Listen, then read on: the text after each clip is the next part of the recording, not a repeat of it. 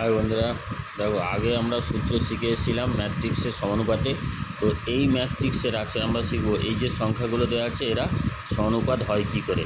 দেখো এটা হচ্ছে প্রথম পদ, এটা দ্বিতীয় পদ, এটা তৃতীয় পদ, এটা চতুর্থ পদ। ঠিক আছে, তাহলে আমার নিয়ম কী ছিল, প্রথম পদের সঙ্গে চতুর্থ পদ গুণ করব।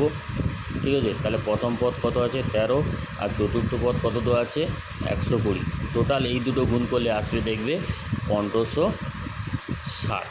ঠিক আছে, এবার কি আছে না তৃতীয় পদ আর দ্বিতীয় পদ গুণিত তৃতীয় পদ, তাহলে গুণ করো। তাহলে একটা হচ্ছে 52 আর একটা হচ্ছে 30। তাহলে এই দুটো গুণ করবে, গুণ করলে দেখবে 1560 আসবে। দেখো এদের গুণফল হচ্ছে দুজনে সমান, তাহলে আমি বলতে পারি 13:52 সমানুপাতিক 30:120। থ্যাংক ইউ, সমানুপাতে আছে।